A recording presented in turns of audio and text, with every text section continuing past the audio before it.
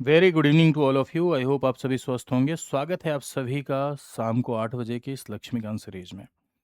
जैसा कि आप सभी को पता है कि मंडे टू सैटरडे मैं आप सभी से मिलता हूं और शाम को 8 बजे चर्चा करता हूं इंडियन पॉलिटी एंड कॉन्स्टिट्यूशन पर। उद्देश्य है आपके भीतर एक बेटर अंडरस्टैंडिंग क्रिएट करना, आपको लक्ष्मीकांत के वो सारे के सारे टॉपिक्स अपने शब्दों में अपनी भाषा में पढ़ाना जो एग्ज़ाम के लिए महत्वपूर्ण है। मेरे भाइयों, इससे पहले की क्लासेस प्लेलिस्ट में मौजूद हैं। कुछ लोगों ने कमेंट किया था कि सर प्लेलिस्ट बना दीजिए। भाई, प्लेलिस्ट पहले दिन से बनी हुई है। प्लेलिस्ट में इसके पहले की क्लासेस हैं, वो जाके देख लीजिए। आज का जो आपका टॉपिक है वो वाइस प्रेसिडेंट है। वाइस प्रेसिडेंट से पहले power of president, president, part 4, part 3, part 1, making of constitution, सारा सब कुछ प्लेलिस्ट में मौजूद है। पुरानी क्लासेस आप लोग देखिए। और कुछ लोगों ने कमेंट किया था कि सर मल्टीपल चॉइस क्वेश्चंस भी करा दीजिए। तो मेरे भाई, 20 मिनट शो चलता है सुबह 7 बजे, और जिसमें मैं 4 सवाल के साथ 40 बातें बताता हूँ। वो जो सवाल कराते हैं वो पॉलिटी के ही हैं, वो दर्शन के सवाल थोड़ी ना है। तो वो सवाल पॉलिटी के ही हैं। अगर उन सवालों पे आप प्रैक्टिस करेंगे तो इन्हीं सब टॉपिक से रिलेटेड वो सवाल हैं। कल को जब यहाँ पॉलिटी खत्म हो जाएगी तो उसमें कंबाइन सवाल चलते हैं, उस पर आप प्रैक्टिस कर लीजिएगा। अगर आप देखें तो 20 मिनट शो भी लगभग 40 क्लासेज हो चुकी हैं, तो उसमें भी ढेर सारे सवाल डिस्कस हो गए हैं। 2 क्लास आपको पॉलिटी के लिए करनी है, एक ये लक्ष्मीकांत, एक सुबह 7 बजे जो 20 मिनट शो चलता है वो। ये दोनों क्लासेज आपको दिन भर में कभी भी आपको समय निकले, समय निकाल के देखिए। पॉलिटी पूरी प्री के लेवल की तैयार हो जाएगी, ठीक है। तो चलिए शुरू करते हैं। कल हम लोग वाइस प्रेसिडेंट पर पहुंचे हुए थे, उपराष्ट्रपति पर पहुंचे हुए थे। उपराष्ट्रपति से रिलेटेड कौन कौन सी बातें हम लोगों ने देखी थी? तो मेरे भाइयों, उपराष्ट्रपति से संबंधित हम लोगों ने जो बातें देखी थी उसमें तो ये था कि आर्टिकल 63 ऑफ द कॉन्स्टिट्यूशन यानी अनुच्छेद 63 ये कहता है कि भारत का एक उपराष्ट्रपति होगा। ये दूसरा सबसे बड़ा संवैधानिक पद है, ये हम लोगों ने देख लिया था। साथ ही साथ हम लोगों ने ये भी देखा था कि उपराष्ट्रपति राज्यसभा का पदेन सभापति होता है, यानी उपराष्ट्रपति राज्यसभा का एक्स ऑफिशियो चेयरमैन होता है। ठीक। उपराष्ट्रपति का इलेक्शन कैसे होता है, इसकी क्या योग्यता है और क्या शर्तें हैं, ये बातें भी हम लोगों ने देख ली थी कि यानी वाइस प्रेसिडेंट की पद की योग्यता क्या है, क्या इसकी क्वालिफिकेशन है, पद की क्या शर्तें हैं, what is the condition of the post, ये भी हम लोगों ने देख लिया था। चुनाव कैसे होता है, इलेक्शन निर्वाचन कैसे होता है और निर्वाचन में कौन कौन लोग पार्टिसिपेट करते हैं, ये हम लोगों ने लास्ट क्लास में देखा था। जिन लोगों ने पुरानी क्लासेस नहीं करी हैं, आई रिक्वेस्ट कि वो जाके पुरानी क्लास करें। ठीक। तो आज हम लोग थोड़ा सा इसके टर्म हटाने की प्रक्रिया आदि से संबंधित बातों को कवर करेंगे। देखिए, अनुच्छेद 67 इसके कार्यकाल की बात करता है। हटाने की प्रक्रिया की बात भी 67 ही करेगा, यानी 67 ही करेगा। उपराष्ट्र जैसे राष्ट्रपति का कार्यकाल आपने पढ़ा है 5 वर्ष का होता है, वैसे उपराष्ट्रपति का भी कार्यकाल कितना होता है? 5 वर्ष का ही कार्यकाल उपराष्ट्रपति का भी होता है। और इस कार्यकाल के दौरान अगर वाइस प्रेसिडेंट का नहीं मन लग रहा है भाई, उसको सिंगापुर जाना है, उसको वहीं रहना है, भारत से निकलना है ना, रिजाइन करना है, तो बिल्कुल जा सकता है, कोई दिक्कत नहीं है। कार्यकाल के दौरान कभी भी वो अपना इस्तीफा राष्ट्रपति को सौंप सकता है, यानी रेजिग्नेशन कभी भी वो प्रेसिडेंट को दे सकता है। अब यहाँ एक सवाल ये उठता है कि अगर मान लीजिए 5 साल उपराष्ट्रपति का टर्म है और ये 5 साल पूरा हो जाए और दूसरा उपराष्ट्रपति नहीं आया, तो क्या उपराष्ट्रपति को भगा दिया जाएगा या तब तक बना रहेगा जब तक उसका उत्तराधिकारी नहीं आ जाता? तो तब तक बना रहता है जब तक सक्सेसर यानी कि उत्तराधिकारी पद को धारण नहीं कर लेता है, तब तक पद पर बना रहता है, ठीक है। भारत देश में उपराष्ट्रपति का कार्यकाल 5 साल। इस 5 साल के दौरान वो कभी भी राष्ट्रपति को अपना रिजिग्नेशन दे सकता है। ध्यान रखिएगा, प्रेसिडेंट अपना इस्तीफा वाइस प्रेसिडेंट को सौंपता है और वाइस प्रेसिडेंट अपना इस्तीफा प्रेसिडेंट को देता है, यानी राष्ट्रपति को देता है, ठीक है। हटाने की क्या प्रक्रिया है? तो हटाने की प्रक्रिया को एक बार मैं थोड़ा सा अपने शब्दों में आपको समझाता हूँ, फिर इधर जो लिखा हुआ है उसको हम लोग पढ़ लेंगे तो और चीज़ें क्लियर हो जाएंगी, ठीक है। तो हटाने की प्रक्रिया की यदि आप बात करें मेरे भाई, तो सबसे पहले ध्यान रखिएगा, उपराष्ट्रपति को यदि हटाना है तो सबसे पहला काम ये है कि बिफोर 14 डेज यानी 14 दिन पहले हम उसे सूचना देते हैं। 14 दिन की पूर्व सूचना देकर हटाने का प्रस्ताव लाएंगे। अब 14 दिन की पूर्व सूचना देकर हटाने का प्रस्ताव कहाँ लाएंगे? राज्यसभा में लाएंगे। और राज्यसभा में इसे इफेक्टिव मेजोरिटी से, इफेक्टिव मेजोरिटी का मतलब होता है प्रभावी बहुमत से, राज्यसभा में इसे प्रभावी बहुमत यानी इफेक्टिव मेजोरिटी से पारित करेंगे, ठीक है। ध्यान रखिएगा कि सबसे पहले क्या करते हैं, 14 दिन की पूर्व सूचना देकर प्रस्ताव लाते हैं। प्रस्ताव राज्यसभा में लाएंगे क्योंकि वो राज्यसभा का चेयरमैन है। लोकसभा में हटाने का प्रस्ताव नहीं आता। प्रभावी बहुमत से पारित करेंगे। प्रभावी बहुमत का मतलब होता है तत्कालीन सदस्यों का कुल बहुमत, यानी total minus vacant by 2 plus 1, कुल संख्या माइनस खाली बाई 2 प्लस 1। इसे हम क्या कहते हैं? इसे हम प्रभावी बहुमत कहते हैं, यानी इसे हम इफेक्टिव मेजॉरिटी कहते हैं। जैसे मान लो टोटल नंबर है 100, उसमें 10 खाली है। अब खाली किस लिए हो सकता है? किसी ने रिजाइन दे दिया है, चुनाव नहीं हो पाया है, या मृत्यु हो गई है, तब तो बचा कितना? 90। ठीक है, बाई 2 प्लस 1, इसे हम क्या कहेंगे? ये मैं एग्जाम्पल दे रहा हूँ, ये मत कहने लगना कि कहाँ टोटल नंबर 100 होता है, जज्बाती हो जाओ, पता चला खोपड़ी फोड़ दो मास्टर की, हमको खिड़की से कूदना पड़ जाए। नहीं भैया, सिर्फ एग्जाम्पल दे रहे हैं कि कुल संख्या माइनस वैकेंट बाई 2 प्लस 1, इसे हम कहते हैं प्रभावी बहुमत, यानी इफेक्टिव मेजोरिटी। क्या होगा? इफेक्टिव मेजोरिटी से पारित होना होगा। अब इफेक्टिव मेजोरिटी से यदि पारित हो गया, नहीं पारित हुआ तो लैप्स हो जाएगा। पारित हो गया तो देन लोकसभा जाएगा। पारित होने के बाद लोकसभा जाएगा, और मेरे भाई लोकसभा में इसे कौन सी मेजोरिटी से पारित होना होगा? लोकसभा में इसे सिंपल मेजोरिटी से पारित होना होगा, यानी यहाँ इसे सामान्य बहुमत से पारित होना होता है। सामान्य बहुमत किसे कहते हैं? सामान्य बहुमत मीन्स कि उपस्थित जो लोग हैं और वोट करें उनका आधे से एक अधिक, यानी प्रेजेंट एंड वोटेड, उपस्थित और मतदान करने वालों का आधे से एक अधिक जो होते हैं, उसे हम सिंपल मेजोरिटी कहते हैं, यानी उसे हम सामान्य बहुमत कहते हैं। ठीक है, तो यानी सबसे पहले 14 दिन की पूर्व सूचना देकर राज्यसभा में क्या लाएंगे? प्रस्ताव लाएंगे। संकल्प केवल राज्यसभा में आता है, रेजोल्यूशन सिर्फ राज्यसभा में मूव होगा, वहां पर सामान्य बहुमत से पारित होगा, फिर लोकसभा जाएगा, लोकसभा में सिंपल मेजोरिटी से पारित होगा, और 14 दिन की पूर्व सूचना देकर एडवांस नोटिस देकर ही ऐसा किया जाएगा। और यदि राज्यसभा में पास हो गया और लोकसभा की सहमति मिल गई, तो इस तरह से उपराष्ट्रपति हटता है। उपराष्ट्रपति को हटाने की जो प्रक्रिया है, ये एक नॉर्मल सामान्य प्रक्रिया है। इसे हम इम्पीचमेंट यानी महाभियोग के नाम से नहीं जानते हैं, ध्यान रखिएगा। इसे हम इम्पीचमेंट नहीं कहते हैं, इसे हम महाभियोग नहीं कहते हैं, बल्कि एक सामान्य प्रक्रिया है। ठीक है, इस बात को विशेष तौर पर ध्यान दीजिए। ये टेलीग्राम चैनल है मेरा, इस पे आप जो है ज्वाइन कर सकते हैं। किसी भी प्रकार का नई क्लास होती है, अपडेट्स आती है, तो यहाँ आपको मिलता रहता है वो। चलिए, पद की रिक्तता यानी वैकेंसी ऑफ द ऑफिस, कौन सी ऐसी स्थितियां हैं जब उपराष्ट्रपति का पद खाली हो सकता है? भाई, तो उपराष्ट्रपति का पद खाली होने के सबसे पहले मृत्यु हो जाए तब खाली हो सकता है, रेजिग्नेशन दे दे तब खाली हो सकता है। ठीक है, यदि उपराष्ट्रपति का इलेक्शन अवैध हो जाए, इलेक्शन अवैध घोषित करने की शक्ति किसके पास है भाई? सुप्रीम कोर्ट के पास है, क्योंकि चुनाव संबंधी विवाद का निपटारा कौन कराएगा? सुप्रीम कोर्ट कराएगा, तब खाली हो सकता है। कार्यकाल समाप्त हो जाए तब पद खाली हो सकता है, या उसे हटा दिया जाए तब पद खाली हो सकता है। तो यह है पद रिक्तता, उपराष्ट्रपति का पद। अब सवाल ये उठता है कि अगर उपराष्ट्रपति का पद खाली होता है तो उसकी जगह पर कौन काम करेगा? तो वाइस प्रेसिडेंट की पोस्ट यदि खाली होती है तो उसकी जगह पर कौन काम करेगा? ये कहीं नहीं लिखा है, इस पर संविधान मौन है। काम ही क्या है भाई? काम भी तो होना चाहिए। उपराष्ट्रपति करता क्या है? राज्यसभा का चेयरपर्सन होता है, और ये राज्यसभा का चेयरपर्सन होता है, तो अगर मान लो नहीं है तो राज्यसभा में अन्य अधिकारी भी तो हैं।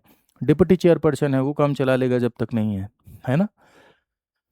तो इस वजह से उसकी जगह पर कौन काम करेगा, उपराष्ट्रपति की जगह पर कौन काम करेगा, ये कहीं नहीं लिखा है, इसके बारे में कुछ प्रोविजन नहीं है। हाँ, ये बात जरूर है कि अगर पद खाली हुआ तो कितने दिन में चुनाव कराना है, तो कोई टाइम लिमिट भी नहीं है।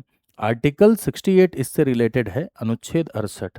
अनुच्छेद 68 ये कह रहा है भाई कि अगर उपराष्ट्रपति का पद खाली हुआ, उपराष्ट्रपति की पोस्ट यदि खाली हुई, यानी उपराष्ट्रपति का पद यदि खाली हुआ, तो कितने दिन में चुनाव कराना है। ये टाइम लिमिट नहीं बताता, लेकिन ये कहता है एज सुन एज पॉसिबल, यानी यथाशीघ्र।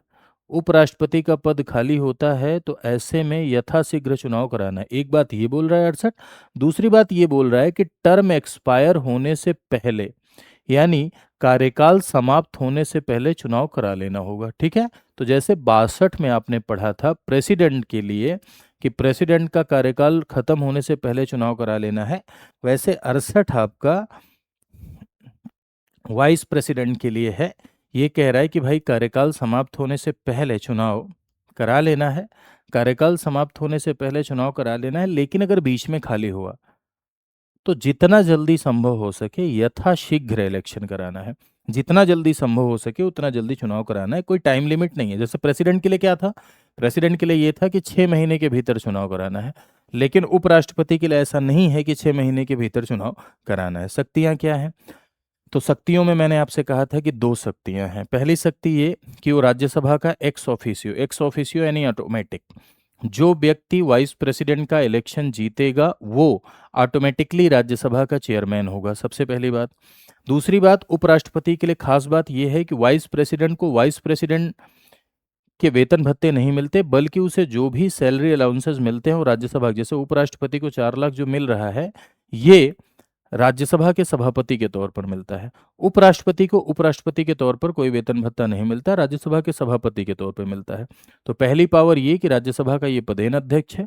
दूसरी पावर, उपराष्ट्रपति राष्ट्रपति के तौर पर कार्य करेगा। कब राष्ट्रपति के तौर पर कार्य करेगा? कौन सी ऐसी स्थितियां हैं जब वो राष्ट्रपति के तौर पर कार्य करेगा?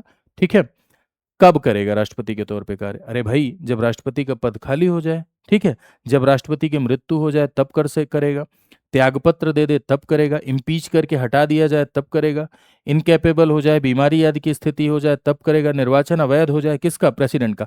कुल मिला के इन सब का एक लाइन में मतलब कि यदि प्रेसिडेंट की पोस्ट खाली होती है या किसी भी प्रकार की लंबी अनुपस्थिति है, बीमारी एनऑल के कंडीशन में, तो ऐसे में वाइस प्रेसिडेंट प्रेसिडेंट के तौर पर कार्य करेगा। लेकिन कब तक कार्य कर सकता है? उपराष्ट्रपति राष्ट्रपति के तौर पर कब तक कार्य कर सकता है? तो अधिकतम 6 ही महीने तक कार्य कर सकता है। 6 महीने से ज्यादा वो कार्य नहीं कर सकता है। 6 महीने से ज्यादा कार्य नहीं कर सकता है, ये बात 62 में सीधे सीधे लिखी हुई है कि 6 महीने के भीतर चुनाव राष्ट्रपति का कराना है। और हाँ, एक सवाल यहां पर यह उठता है कि जब उपराष्ट्रपति राष्ट्रपति के तौर पर कार्य करेगा, यानी वाइस प्रेसिडेंट जब प्रेसिडेंट के तौर पे कार्य करेगा, तब क्या वो राज्यसभा के सभापति के तौर पे कार्य करेगा? तो तब वो राज्यसभा के सभापति के तौर पे कार्य नहीं करेगा, है ना। जब वाइस प्रेसिडेंट प्रेसिडेंट के तौर पे कार्य करेगा, तब वो राज्यसभा के सभापति के तौर पर कार्य नहीं करेगा, ठीक है। और जब वो राष्ट्रपति के तौर पे कार्य करेगा, तब उसे राष्ट्रपति की सारी शक्तियां मिलेंगी। जी हाँ, वाइस प्रेसिडेंट जब प्रेसिडेंट के तौर पे कार्य करता है तो उसे सारी शक्तियां मिलती हैं।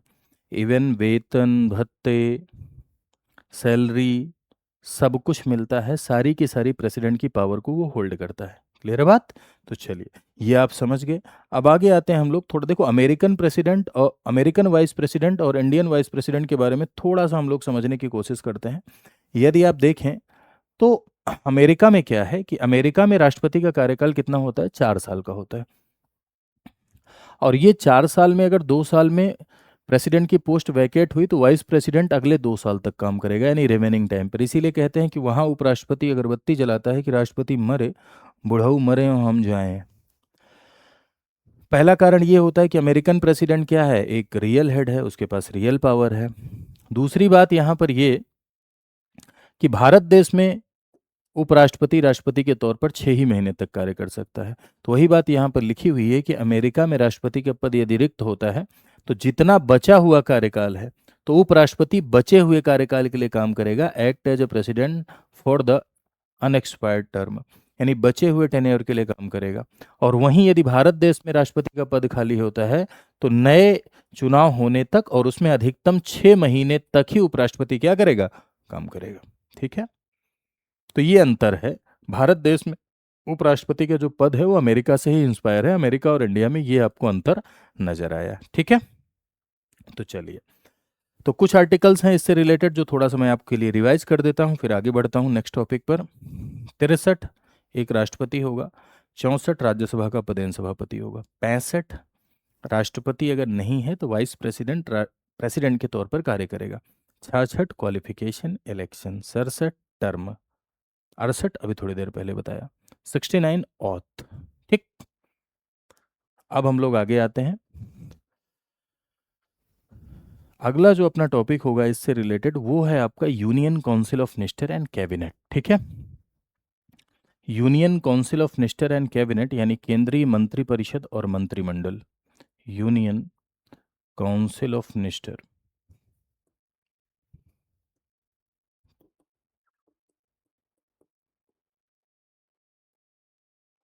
एंड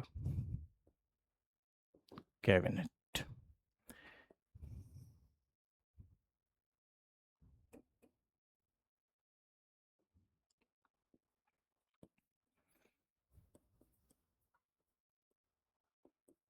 केंद्रीय मंत्रिपरिषद एवं मंत्रिमंडल,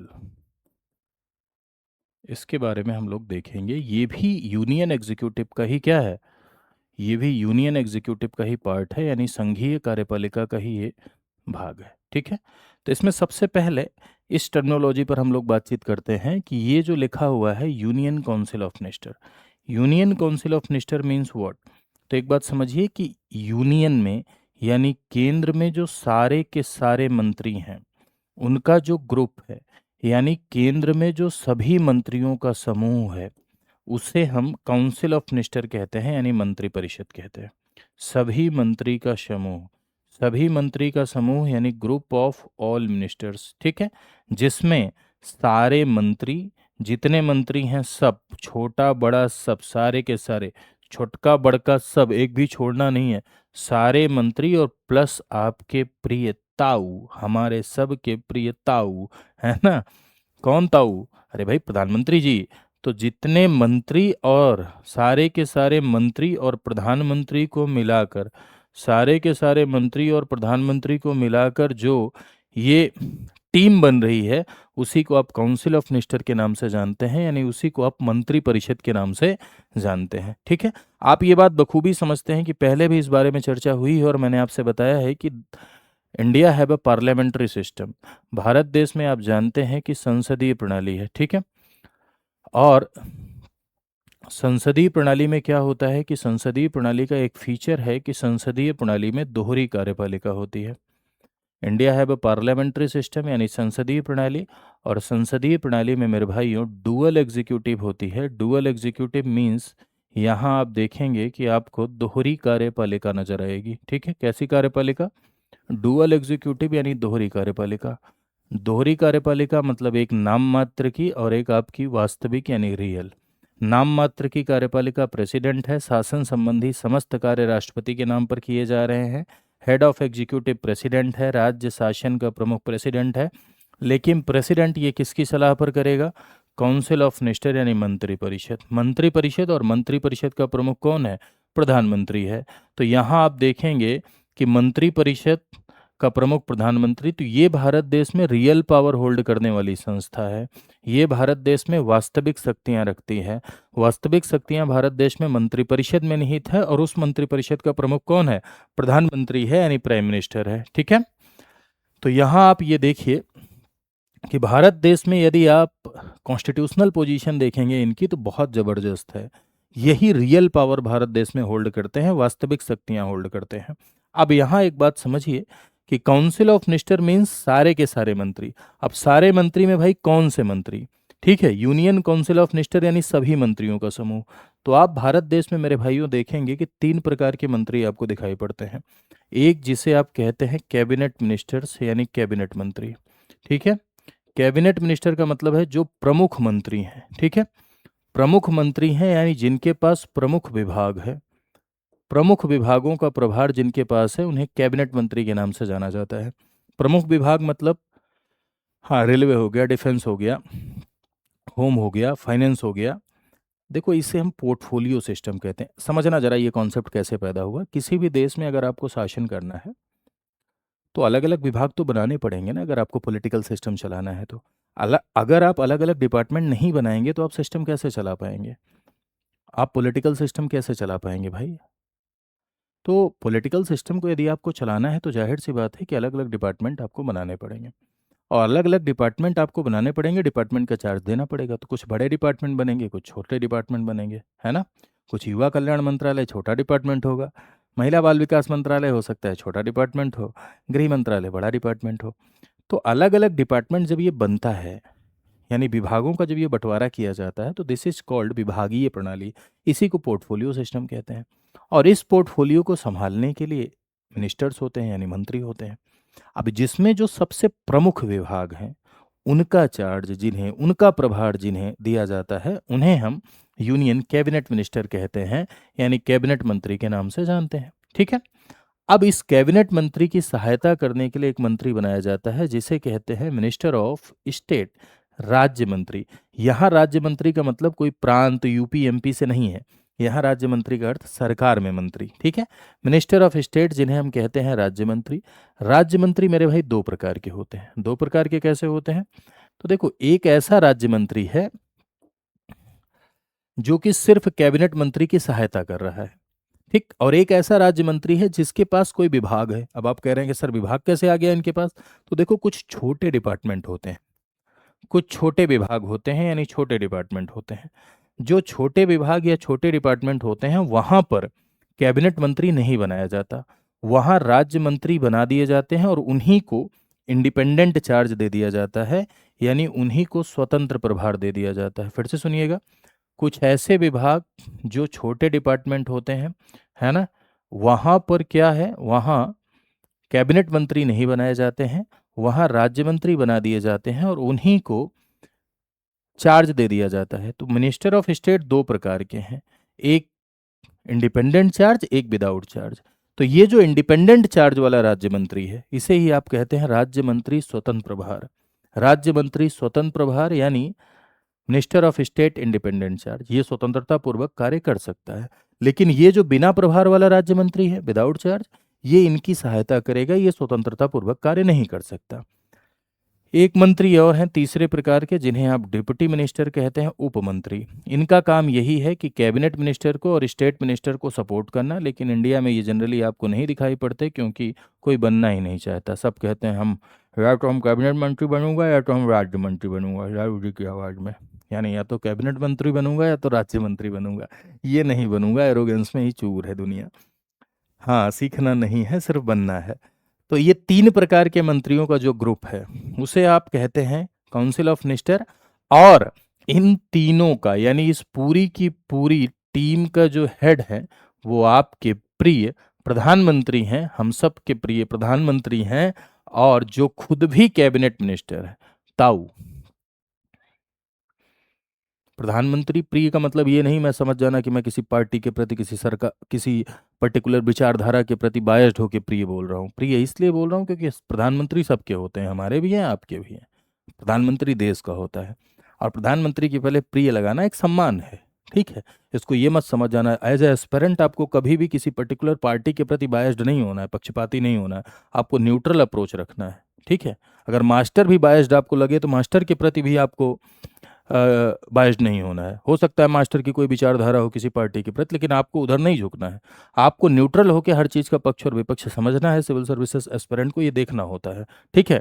ये नहीं कि पता चला किसी एक पार्टी के प्रति, किसी एक पर्टिकुलर आइडियोलॉजी के प्रति आप बायस्ड हो गए और आपकी कॉपी में वो दिखने लगा, है ना, तो इससे दिक्कत हो जाएगी।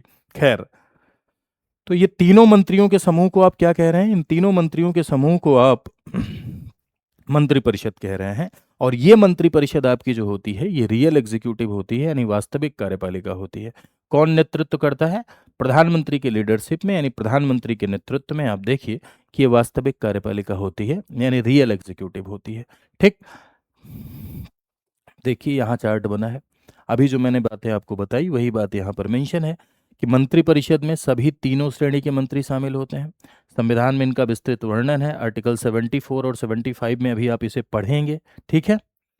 सभी शक्तियां इन्हें प्राप्त है, लेकिन कागजों में। कागजों में मतलब आप कभी देखेंगे कि काउंसिल ऑफ मिनिस्टर काम नहीं करता, काम कैबिनेट करती है। आप अक्सर अखबार में पढ़ेंगे कि काउंसिल ऑफ मिनिस्टर निर्णय नहीं ले रही है, कैबिनेट निर्णय ले रही है। तो ये क्या है भाई? तो ये कंफ्यूजन मैं आपका दूर किए देता हूं, आज जीवन भर के लिए दूर हो जाएगा।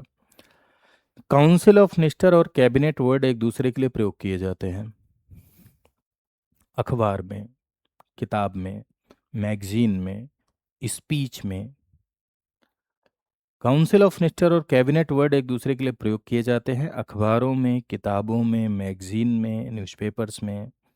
लेकिन पॉलिटिकल साइंस की टर्मिनोलॉजी में, प्रोसीजर में, सिस्टम में, दोनों में टेक्निकल डिफरेंस है। टेक्निकल डिफरेंस ये है कि मंत्रिपरिषद means group of all minister, सभी मंत्रियों का समूह मंत्रिपरिषद है।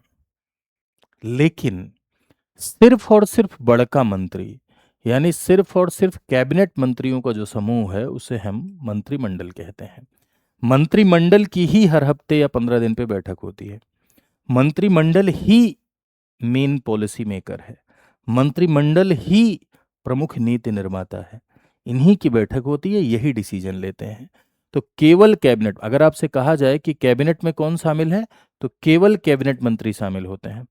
और कैबिनेट वर्ड का यूज इंडियन कॉन्स्टिट्यूशन में, ओरिजिनल कॉन्स्टिट्यूशन में तो बिल्कुल ही नहीं किया गया था। मूल संविधान में कैबिनेट शब्द का प्रयोग कहीं नहीं किया गया था, बल्कि इसका प्रयोग 44th कॉन्स्टिट्यूशनल अमेंडमेंट के द्वारा 44वें संविधान संशोधन के द्वारा 352 में किया गया। 352 क्या है? राष्ट्रीय आपातकाल यानी नेशनल इमरजेंसी। नेशनल इमरजेंसी अभी आपने नहीं पढ़ा है तो आप इसको हो सकता है पूरी तरीके से न समझें, लेकिन सुनिए, मुझे 10 सेकंड समझ जाएंगे। देखो, 352 नेशनल इमरजेंसी है, और नेशनल इमरजेंसी तभी लगेगी जब कैबिनेट की लिखित सिफारिश होगी। इंदिरा गांधी सरकार ने मिसयूज किया था आपातकालीन प्रोविजंस का, तो इस वजह से 44th अमेंडमेंट के द्वारा ये लिखवा दिया गया कि नेशनल इमरजेंसी यानी राष्ट्रीय आपातकाल तभी लगेगा जब कैबिनेट की लिखित सिफारिश होगी। अगर कैबिनेट की लिखित सिफारिश नहीं है तो नेशनल इमरजेंसी नहीं लगेगी। तो पहली बार कैबिनेट वर्ड का प्रयोग आर्टिकल 352 में किया गया 44th अमेंडमेंट के द्वारा, 44वें संविधान संशोधन के द्वारा। व्यवहारिक रूप से वास्तविक शक्ति, ठीक है, तो बिल्कुल जो काम कर रहा है प्रैक्टिकल वास्तविक शक्ति तो उसके पास ही रहेगी, ठीक है।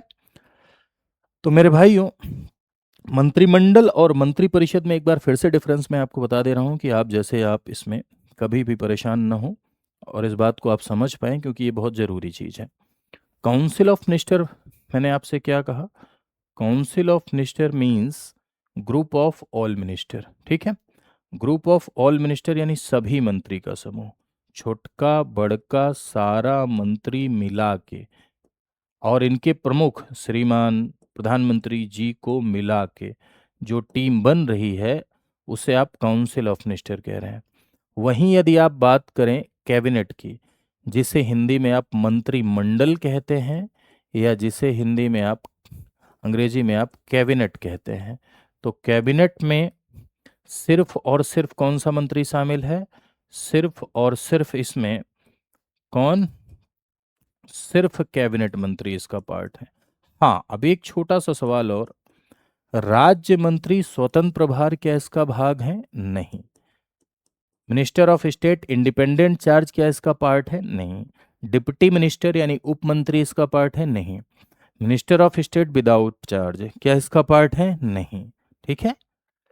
विदाउट चार्ज वाले भी मंत्री इसका भाग हैं? नहीं।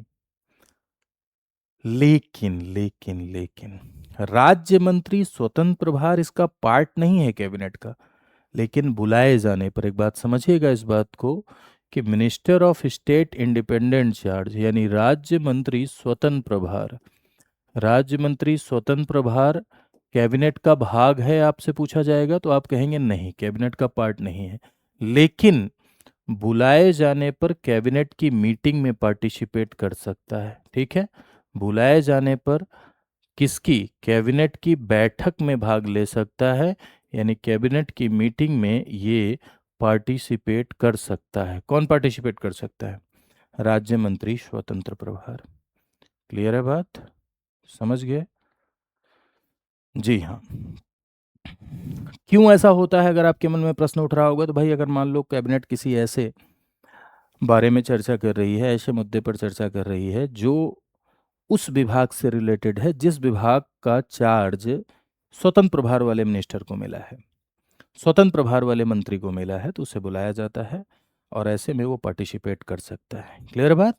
तो कैबिनेट और काउंसिल ऑफ मिनिस्टर में क्या डिफरेंस है ये आपने समझ लिया कि what is the difference between the cabinet and council of minister.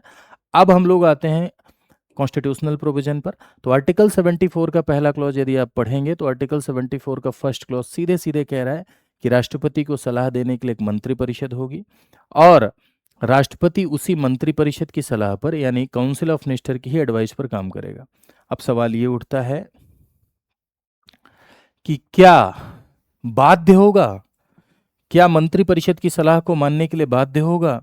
तो 42nd कॉन्स्टिट्यूशनल अमेंडमेंट एक्ट, 42वें संविधान संशोधन अधिनियम 1976 के द्वारा इंदिरा गांधी सरकार ने ये लिखवा दिया था कि राष्ट्रपति मंत्रिपरिषद की सलाह को मानने के लिए क्या होगा? बाध्य होगा। लेकिन फिर इसे सुधारा गया 44th अमेंडमेंट के द्वारा। 44वें संविधान संशोधन अधिनियम 1978 के द्वारा इसे सुधारा गया और सुधार के ये लिखा गया कि एक बार पुनर्विचार के लिए कह सकता है, एक बार पुनर्विचार के लिए कह सकता है, लेकिन पुनर्विचार के बाद दी गई सलाह को मानने के लिए क्या हो जाएगा, बाउंड हो जाएगा। पुनर्विचार के बाद दी गई सलाह को मानने के लिए क्या हो जाएगा, बाध्य हो जाएगा, यानी बाउंड हो जाएगा। क्लियर है बात? आफ्टर रिकंसिडरेशन, पुनर्विचार के बाद जो सलाह दी गई वो मानने के लिए बाध्य हो जाएगा। तो कुल मिला के आपने क्या देखा, कुल मिला के आपने ये देखा कि राष्ट्रपति की स्थिति नॉमिनल है और काउंसिल ऑफ मिनिस्टर की स्थिति क्या है, रियल है। ठीक है, तो राष्ट्र, अब एक बात और समझिए यहां, आर्टिकल 74 में काउंसिल ऑफ मिनिस्टर राष्ट्रपति के लिए बाध्यकारी है, लेकिन 44th अमेंडमेंट के द्वारा यह स्पष्ट हुआ कि एक बार पुनर्विचार के लिए कह सकता है। इतनी बातें आपने पिछली स्लाइड में पढ़ ली। अब यहां एक बात और आपको समझना है कि मंत्रियों ने राष्ट्रपति को सलाह दी, और दी तो क्या दी, इसकी जांच किसी भी न्यायालय में नहीं होगी। ऐसा इसलिए किया गया कि भाई अगर सरकार के हर काम में जुडिशरी इंटरफेयर करती रहेगी तो एग्जीक्यूटिव चलेगा कैसे, कार्यपालिका चलेगी कैसे, है ना। तो काउंसिल ऑफ मिनिस्टर ने, मंत्रिपरिषद ने राष्ट्रपति को सलाह दी, और दी तो क्या दी, इस बात की जांच न्यायालय में नहीं होगी। इस बात को लेकर न्यायालय में कोई प्रश्न नहीं खड़ा किया जा सकता है। ठीक है, अब हम लोग आगे आगे आ जाते हैं अपॉइंटमेंट पर, यानी नियुक्ति पर। Article 75 of the constitution, article 75 of the constitution यदि आप पढ़ेंगे तो आप ये देखेंगे भाई कि article 75 of the constitution appointment की बात करता है। किसकी अपॉइंटमेंट की बात करता है, ये मंत्री और प्रधानमंत्री की नियुक्ति की बात करता है। आर्टिकल 75 का जो पहला क्लॉज है, first clause of the article 75, ये कहता है कि प्रधानमंत्री की नियुक्ति राष्ट्रपति करेगा, प्रधानमंत्री की नियुक्ति राष्ट्रपति करेगा, और उसी प्रधानमंत्री की सलाह पे अन्य मंत्रियों की नियुक्ति की जाएगी। यानी प्रधानमंत्री की नियुक्ति, prime minister is appointed by the president and the president appoint other minister on the advice of prime minister. ठीक है, पीएम को कौन अपॉइंट कर रहा है, पीएम को अपॉइंट कर रहे हैं प्रेसिडेंट यानी राष्ट्रपति। ठीक है, पीएम को राष्ट्रपति अपॉइंट कर रहे हैं, और फिर इसी पीएम की सलाह पर अदर मिनिस्टर, इसी पीएम की सलाह पर अन्य मंत्री नियुक्त किए जाएंगे, यानी अदर मिनिस्टर्स अपॉइंट किए जाएंगे, अन्य मंत्री नियुक्त किए जाएंगे। अब यहां पर एक बात समझिएगा बहुत ध्यान से कि आखिर कौन प्रधानमंत्री होगा। सवाल ये है ना कि प्रधानमंत्री आखिर कौन बनेगा। अन्य मंत्री तो चलो ठीक है, समझ में आ गया, जिसे जिसे प्राइम मिनिस्टर कहेगा वो अदर मिनिस्टर होगा, लेकिन प्रधानमंत्री कौन होगा, प्राइम मिनिस्टर कौन होगा, ये तो पता करना होगा ना भाई, ये तो समझना होगा ना भाई। तो आइए देखते हैं कि हमारे भारत देश में सरकार कैसे बनती है। इस बात को समझिएगा, फॉर्मेशन ऑफ गवर्नमेंट,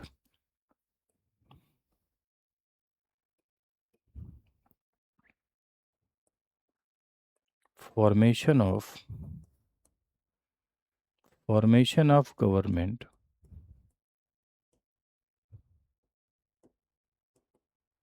मीन्स सरकार का निर्माण। ठीक है, कैसे सरकार का निर्माण कैसे होता है, गवर्नमेंट कैसे फॉर्म होती है, सरकार का निर्माण। तो भारत देश में सरकार लोकसभा के चुनाव से बनती है, और लोकसभा के चुनाव से सरकार बनती है, और जो सिद्धांत फॉलो किया जाता है उसे हम कहते हैं doctrine of majority. Doctrine of majority यानी बहुमत का सिद्धांत। और बहुमत का सिद्धांत ये कहता है कि if you will enjoy the majority then enjoy the government. जो पार्टी या जो गठबंधन बहुमत लेके आएगा उसी की सरकार होगी। जैसे मान लीजिए कि लोकसभा में कुल सीटों की संख्या है 543। अब इस 543 सीट पर अलग अलग पार्टी चुनाव लड़ती है। हमारे भारत देश में बहुदलीय व्यवस्था है, मल्टी पार्टी सिस्टम है, और मल्टी पार्टी सिस्टम में एक से अधिक दल चुनाव में पार्टिसिपेट करते हैं। दल तो दल, निर्दल भी पार्टिसिपेट करते हैं। कुछ लोग तो ओटकटवा हैं, सिर्फ इसीलिए भाग लेते हैं चुनाव में कि वो वोट काट लेंगे दूसरे के। ठीक है, उटकटवा भी भाग लेते हैं। तो जैसे मान लीजिए ए हो गया, बी हो गया, सी हो गया, डी हो गया, ई हो गया, एफ हो गया, ठीक है। तो यहाँ पर हम देखें कि जैसे 543 सीटों पर ए पार्टी ने चुनाव लड़ा, इसको 100 सीट मिली। बी पार्टी ने इलेक्शन लड़ा, इनको 300 सीट मिल गई।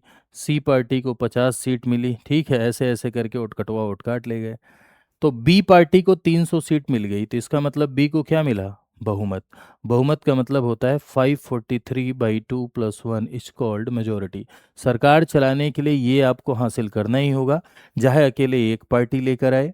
अगर एक पार्टी अगर लेकर आएगी तो सिंगल पार्टी गवर्नमेंट हो जाएगी। अगर एक से अधिक पार्टियां मिलकर बहुमत दिखाती हैं तो उसे हम कोalition गवर्नमेंट कहते हैं, यानी कि गठबंधन की सरकार। जैसे इस समय एनडीए की गवर्नमेंट है देश में, नेशनल डेमोक्रेटिक अलायंस, संयुक्त लोकतंत्र, सॉरी माफ कीजिएगा, नेशनल डेमोक्रेटिक अलायंस मीन्स राष्ट्रीय लोकतांत्रिक गठबंधन। बीजेपी और कुछ पार्टियां मिलकर सरकार बनाई हैं, जैसे जेडीयू हो गया, टीडीपी हो गया, बीजेपी हो गई। कुछ पार्टियां मिलकर सरकार बनाई हैं, यानी बहुमत दिखाई हैं। तो जैसे मान लो बी एक पार्टी है, बी को 300 सीट मिली, अब इनको बहुमत मिल गया, तो इन्हें प्रेसिडेंट गवर्नमेंट बनाने के लिए इनवाइट करेगा, पूड़ी खाने के लिए नहीं, गवर्नमेंट बनाने के लिए। तो राष्ट्रपति इन्हें गवर्नमेंट बनाने के लिए इनवाइट करेगा, ये गवर्नमेंट बनाएंगे। अब इस पार्टी के 300 लोग जिसे अपना नेता डिक्लेयर करेंगे, जिसे अपना नेता चयनित करेंगे, उसे हम कहते हैं बहुमत दल का नेता। क्या कहते हैं? बहुमत। यानी ऐसी पार्टी या ऐसा गठबंधन जिसे मेजोरिटी मिली है, फिर से सुनिएगा, ऐसी पार्टी या ऐसा गठबंधन जिसे मेजोरिटी मिली है, वो जिसे अपना नेता चुनता है। फिर से सुनिए, ऐसी पार्टी या ऐसा गठबंधन जिसे बहुमत मिला है, उसके सदस्य जिसे अपना नेता चुनते हैं। यानी बहुमत वाली पार्टी, मेजोरिटी वाली पार्टी या मेजोरिटी वाला गठबंधन के मेंबर जिसे अपना नेता चुनते हैं, वो बहुमत दल का नेता होता है। और इसी बहुमत दल के नेता को प्रधानमंत्री अपॉइंट किया जाता है राष्ट्रपति के द्वारा, क्योंकि भाई यही व्यक्ति बहुमत दिखा सकता है। तो प्रधानमंत्री वो बनेगा जो बहुमत दल का नेता है। प्रधानमंत्री वो बनेगा जो मेजोरिटी वाली पार्टी का लीडर है। अब प्रधानमंत्री की नियुक्ति तो हो गई है राष्ट्रपति के द्वारा। सवाल ये उठ रहा है, क्या ये राष्ट्रपति का विवेक है? हाँ, ये राष्ट्रपति का विवेक है, राष्ट्रपति की डिस्क्रिशनरी पावर है प्रधानमंत्री की नियुक्ति। लेकिन अब लोग ये कहेंगे सर विवेक है तो किसी को भी बना देगा, तब तो नहीं, किसी को नहीं बना सकता, उसी को बना सकता है, वही उसी को बनाएगा जो बहुमत दिखा सके, यानी जो बहुमत दल का नेता है। तब आप कुछ लोग कहेंगे विवेक कैसे हुआ है? तो सर एक परंपरा हिस्सी बन गई। हाँ, तो यही मान लीजिए कि एक तरीके की पार्लियामेंट्री सिस्टम में प्रधानमंत्री कैसे आएगा, कोई प्रक्रिया नहीं है। संसदीय प्रणाली में ये कन्वेंशन ही है, ये सब प्रक्रिया लिखी कहीं नहीं है जो मैं बता रहा हूँ आपको। ये एक संसदीय परंपरा है, ये एक पार्लियामेंट्री कन्वेंशन है कि जो बहुमत दल का नेता है वही बहुमत दिखा पाएगा, और जो बहुमत दिखा पाएगा उसी को प्रधानमंत्री के तौर पर नियुक्त किया जाएगा। किसके द्वारा? राष्ट्रपति के द्वारा। तो प्रधानमंत्री की नियुक्ति राष्ट्रपति करता है, आर्टिकल 75 की पहली लाइन कह रही है। और उसी प्रधानमंत्री की सलाह पर अन्य मंत्रियों की नियुक्ति की जाती है। उसी प्रधानमंत्री की सलाह पर अन्य मंत्रियों की नियुक्ति की जाती है, यानी प्रधानमंत्री की ही सलाह पर अदर मिनिस्टर को अपॉइंट किया जाएगा, यानी प्रधानमंत्री की ही सलाह पर अन्य मंत्रियों की नियुक्ति की जाएगी। तो सबसे पहले प्रधानमंत्री की नियुक्ति होगी, फिर प्रधानमंत्री की सलाह पर अन्य मंत्रियों की नियुक्ति यानी अदर मिनिस्टर्स को अपॉइंट किया जाएगा। ठीक है। अब यहाँ एक बात और है कि आर्टिकल 75 का फर्स्ट क्लॉज आपका ये कह रहा है, ठीक है। अब सवाल ये है कि प्रधानमंत्री की ही सलाह पर अन्य मंत्री, यानी जिसे जिसे प्रधानमंत्री चाहेगा वही अन्य मंत्री बनेंगे। मंत्रियों की संख्या कितनी होगी, सवाल ये भी है। हर आदमी चाहता है हमको मंत्री बना दो, ऐसे वो सरकार में दबाव डालता है कि हमको मंत्री बना दो, नहीं सरकार छोड़ दूंगा, मैं सरकार गिरा दूंगा, मैं, है ना, हमको रेल मंत्रालय दो। तो आदमी दबाव बनाता है सरकार पर कि भाई हमको ये मंत्रालय दो, ये मंत्रालय दो। तो इससे सरकार में इनस्टेबिलिटी आती है, और जो कि ठीक नहीं है पार्लियामेंट्री सिस्टम के लिए। यही कारण है कि मंत्रियों की संख्या को सीमित करने का प्रयास किया गया। दल बदल को रोकने के लिए, गवर्नमेंट में स्टेबिलिटी, सरकार में स्थिरता लाने के लिए मंत्रियों की संख्या को सीमित करने का प्रयास किया गया। और 91वां संविधान संशोधन हुआ इसमें, और 91वें संविधान संशोधन के द्वारा मंत्रिपरिषद के आकार को सीमित किया गया। कैसे सीमित किया गया भाई? कि मंत्रियों की जो कुल संख्या होगी वो प्रधानमंत्री को मिला के प्रधानमंत्री को मिला के मंत्रियों की कुल संख्या लोकसभा के 15% से अधिक नहीं होगी। फिर से सुनिएगा, प्रधानमंत्री को मिला के मंत्रियों की जो कुल संख्या होगी, प्राइम मिनिस्टर को मिला के मंत्रियों की जो कुल संख्या होगी, ये लोकसभा के 15% से ज़्यादा नहीं होगी, यानी लोकसभा के 15% से ज़्यादा नहीं होगी। बात समझ गए? कुल संख्या लोकसभा के 15% यानी लोकसभा के 15% से ज़्यादा नहीं होगी। ये 91वें संविधान संशोधन के द्वारा फिक्स कर दिया गया, यानी मंत्रिपरिषद की संख्या को सीमित किया गया है। क्लियर है बात? The 15% of the total number of member of the Lok Sabha including the prime minister. Right? क्यों किया गया? दल बदल रोकने के लिए, सरकार में क्या लाने के लिए? स्थिरता लाने के लिए ऐसा किया गया। क्लियर बात? समझ गए? चलिए, तो आई होप आप समझ गए होंगे। अब देखिए, इतना आपने देख लिया, अब बहुत ज़्यादा हो जाएगा, तो इसके लिए अब इसके आगे की कहानी को हम लोग कल कंटिन्यू करेंगे। कल इसके आगे की कहानी को कंटिन्यू करेंगे, कैसे मंत्री शपथ लेते हैं, है ना? मंत्रियों का क्या टेन्योर होगा, होगा भी या नहीं होगा, इन सारी बातों के बारे में मैं कल आपसे बताऊंगा। लेकिन उससे पहले एक बात मैं आपको और बता देता हूँ कि 2 क्लासेज हैं आपके लिए जो इम्पोर्टेंट हैं। एक 7 AM 20 मिनट्स हो प्रैक्टिस के लिए, दिन में कभी भी देखें लेकिन ज़रूर देखें। ये 20 मिनट आपके ज़िंदगी के सबसे बेहतर मिनट बनेंगे अगर आप देखेंगे तो, चाय की चुस्कियों के साथ। 8 PM जो अभी आप देख रहे हैं, ठीक है, ये सब चलता है मंडे टू सैटरडे। ठीक है, मंडे टू सैटरडे ये आपका चलता है। राइट? इसके अलावा एक सूचना आपके लिए और है कि यदि आप हमारे साथ जुड़कर अपनी कंप्लीट प्रिपरेशन करना चाहते हैं, पूरी की पूरी कंप्लीट तैयारी आप हमारे साथ जुड़ के करना चाहते हैं, तो देखिए, हमारे यहाँ एक बैच चलता है जिसे हम आरंभ के नाम से जानते हैं। ठीक है, आरंभ एक ऐसा बैच है मेरे भाई जिसमें आपको प्री, मेंस और इंटरव्यू तीनों की प्रिपरेशन कराई जाती है। इंटरव्यू गाइडेंस प्रोग्राम फ्री रहता है। प्री मेंस के लिए कंप्लीट सिलेबस आपको पढ़ाया जाता है। 2 तरह के बैचेज होते हैं, एक गोल्ड और दूसरा आपका होता है प्लेटिनम। क्या डिफरेंस है? गोल्ड में आपको पूरा सिलेबस मिलेगा 1100 प्लस घंटे का, करंट अफेयर मैगजीन 2 साल की वैलिडिटी और मेंटोरशिप। प्लेटिनम में क्या है? पूरा सिलेबस 1100 प्लस घंटे, 4 साल की validity, current affair magazine, mentorship, plus 5 batch extra. 5 batch extra. कितने बैच? 5। एक फाउंडेशन, एक प्री, एक क्वेश्चन का एमसीक्यू, एक मेंस का, एक एनसीईआरटी। ये जो प्राइस आप देख रहे हैं 11,999, 18,999, ये तब आपको मिलेगा जब आप ये कोड लगाएंगे VL Live। हर फैकल्टी का अपना कोड होता है। मेरा ये मानना है कि आप अध्यापकों का ही कोड लगाएं। मेरा है VL Live, चाहे आप मेरा लगाएं, चाहे आप विवेक सर का लगाएं, चाहे आप योगी सर का लगाएं, लेकिन कोड आप टीचर का ही लगाएं। इस बात का आपको ध्यान रखना है। ठीक है, कोड लगाएंगे तो ये डिस्काउंट आपको। कहाँ कोड लगाएंगे, कैसे एनरोल करेंगे? तो जाइए ना भाई इस पे, आप स्टडी IQ पर, स्टडी IQ पर जाइए, यहाँ आप पॉपुलर ऑनलाइन कोर्स पर जाइए, स्टेट PCS पर जाइए, उत्तर प्रदेश पर जाइए, और आप देखेंगे कि आरंभ में यहाँ 20 दिखेगा। यहाँ जाके आप बैच के बारे में पढ़ सकते हैं।